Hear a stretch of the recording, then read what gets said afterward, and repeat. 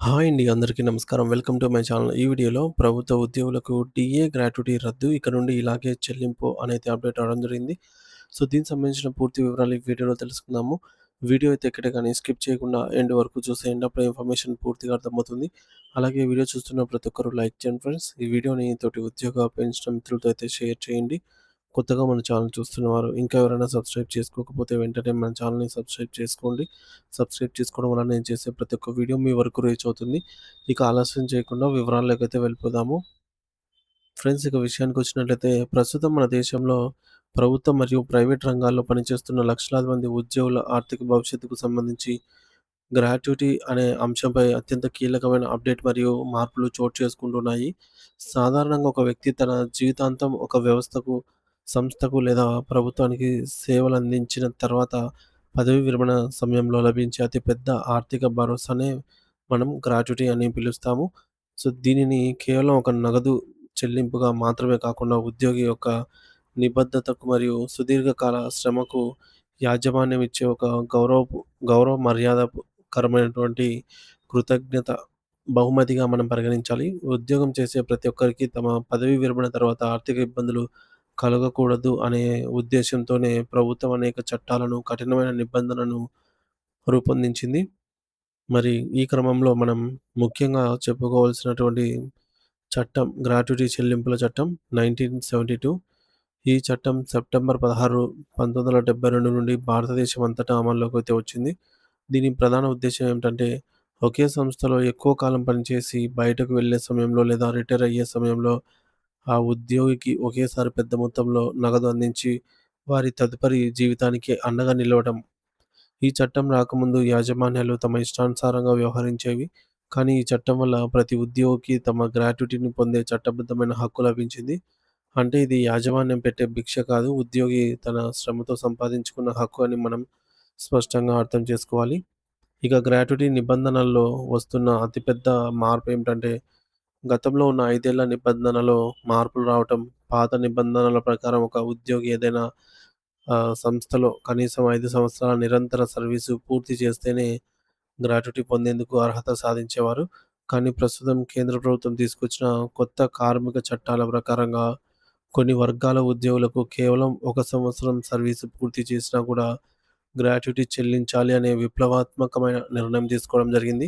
దీని అర్థం ఏమిటంటే, ఫిక్స్డ్ టర్మ్ కాంట్రాక్ట్ ప్రాతిపదికన పనిచేసే ఉద్యోగులు ఇప్పుడు 5 ఏళ్లు వేచి ఉండాల్సిన అవసరం లేదు. వారు 1 సంవత్సరం పూర్తి చేసినా కూడా వారి సర్వీస్ కాలానికి అనుగుణంగా గ్రాట్యుటీ సొమ్మును పొందవచ్చు. అయితే ఇక్కడ మనం గమనించాల్సిన ఒక ముఖ్యమైన విషయం ఉంది. ఈ 1 సంవత్సరం నిబంధన అనేది ప్రధానంగా కాంట్రాక్ట్ లేదా నిర్ణీత కాల వ్యవధికి పనిచేసే వారికి వర్తిస్తుంది. శాశ్వత ఉద్యోగుల విషయానికి వస్తే వారికి ఇంకా 5 సంవత్సరాల కనీస సర్వీస్ నిబంధన కొనసాగుతుంది. దీనిని మనం లోతుగా పరిశీలిస్తే శాశ్వత ఉద్యోగులు సంస్థలో సుదీర్ఘకాలంగా ఉంటారని, వారి పదవీ విరమణ తర్వాత ఒకేసారి భారీ మొత్తంలో గ్రాట్యుటీ అందేలాగా పాత రూల్స్ రూపొందించబడ్డాయి. కానీ మారుతున్న కాలానికి అనుగుణంగా ప్రైవేట్ రంగంలో ఉద్యోగాలు త్వరగా మారుతున్న హ్మ్, నేపథ్యంలో ఈ 5 ఏళ్ల పరిమితిని కూడా తగ్గించాలని అనేక ఉద్యోగ సంఘాలు డిమాండ్ చేస్తున్నాయి. కొత్త కార్మిక చట్టాల అమలు వల్ల కేవలం గ్రాట్యుటీ మాత్రమే కాకుండా ఉద్యోగుల టేక్ హోమ్ సాలరీ మరియు పీఎఫ్ కాంట్రిబ్యూషన్‌లో కూడా గణనీయమైన మార్పులు వచ్చే అవకాశం ఉంది. ప్రభుత్వం తీసుకొచ్చిన ఈ కొత్త రూల్స్ వల్ల కంపెనీలు తమ ఉద్యోగుల బేసిక్ పేను పెంచాల్సి ఉంటుంది.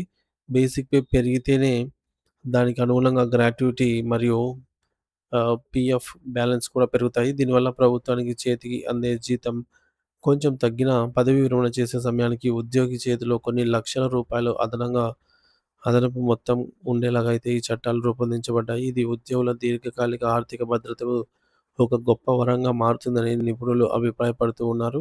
మరోవైపు పెన్షన్ పొందే రిటైర్డ్ ఉద్యోగుల కోసం ప్రభుత్వం ఈ పీపీఓ అనే కొత్త డిజిటల్ పద్ధతిని ప్రవేశపెట్టింది.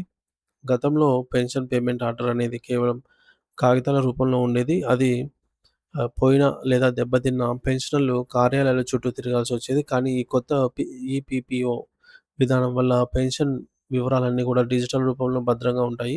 దీనివల్ల పెన్షన్ మంజూరు ప్రక్రియ అనేది వేగవంతం అవ్వడమే కాకుండా పెన్షనర్లకు ఎటువంటి జాప్యం లేకుండా ప్రతి నెల వారి ఖాతాల్లో సొమ్ము జమ అవుతుంది. డిజిటల్ ఇండియాలో భాగంగా తీసుకున్న ఈ నిర్ణయం వల్ల వృద్ధాప్యంలో ఉన్న పెన్షనర్లకు ఎంతో సౌకర్యంగా అయితే మారింది. చివరగా ప్రభుత్వం తీసుకొస్తున్నటువంటి ఈ మార్పులన్నీ కూడా శ్రామిక వర్గం యొక్క సంక్షేమాన్ని దృష్టిలో ఉంచుకొని చేసినవే. గ్రాట్యుటీ చట్టంలో మార్పులు, డీఏ పెంపుదల, ఆలోచనలు మరియు పెన్షన్ విధానంలో సరళీకరణ ఇవన్నీ కలిపి ఒక ఉద్యోగి తన సర్వీస్ కాలంలో మరియు రిటైర్మెంట్ తర్వాత కూడా తల ఎత్తుకొని ఆర్థిక ఇబ్బందులు లేకుండా జీవించేలాగా అయితే చేస్తాయి. ఉద్యోగులు ఈ నిబంధనల పట్ల పూర్తి అవగాహన కలిగి ఉండటం వల్ల తమకు రావాల్సిన ఒక్క రూపాయిని కూడా వదులుకోకుండా సరైన సమయంలో తమ హక్కులను క్లెయిమ్ చేసుకోవడానికి అవకాశం అయితే ఉంటుంది. ప్రభుత్వం ప్రకటించే ప్రతి అప్డేట్‌ను నిశితంగా గమనిస్తూ తమ ఆర్థిక ప్రణాళికను సిద్ధం చేసుకోవడం నేటి కాలంలో అత్యంత అవసరం అనైతే తెలుస్తుంది.